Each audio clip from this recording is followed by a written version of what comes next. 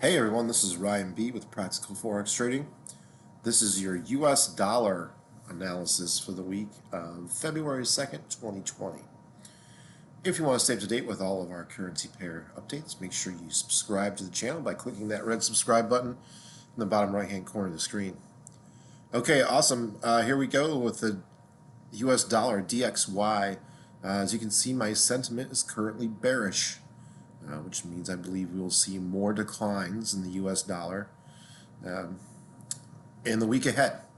So the reason for my analysis is as so. We see that price plunge below this 97.60 mark after previously, kind of eking back above that line. It was quickly rejected, which now makes this 97, well, let's call it 97.50 line, really the a nice resistance cap, right? Goes all the way back to the fall of 2018. Price struggled to get above. Price in the US dollar was above that level for most of 2019. And now we see it retreating in 2020. In order for me to feel different about that, this week price would have to kind of push back above and close above that mark. But if we zoom in this daily candle, we see this is extremely bearish daily candle, right? So how we can tell that is because the price action, so the total amount of price decline, actually engulfed the, at the previous, all these candles here before it, basically erased all those gains in one single day. So that's very bearish, meaning we should see more declines, and I've outlined here some nearby support at the 95.48 line. So how that translates to every different currency pair is different, but expect anything that's against the US dollar, with the exception of maybe the Japanese yen, should see some good gains this week. So, maybe it's because of Brexit, maybe it's because that the US dollar is kind of turning that corner where once the job data becomes too good for too long, the dollar starts getting soft and things whip around the other way. So let's go ahead and apply a moving average. We'll start with our fast. So our fast moving averages are 20, and that gives us a good idea of where currency is headed. Price is headed very soon. What's the next move? And we see price just drop below that moving average.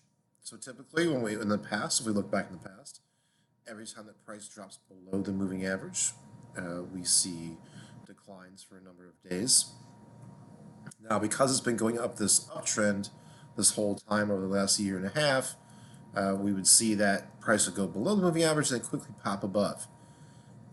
So that's kind of like the last hope for the US dollar, because if it closes below the fast moving average and keeps moving down, then we could see some extended downward momentum.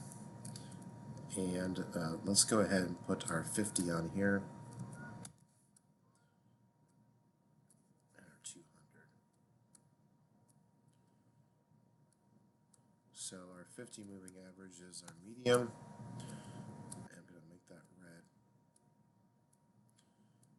Okay, so here's another one. Price is also doing a bearish crossover of the 50. So it's another bearish signal for the US dollar. So it doesn't mean it's going to drop forever. However, with this week, especially if prices continues to keep closing beyond these and fall underneath these averages, then we'll see more extended losses. And we're going to configure our 200, our slow moving average, and we'll see what that lies.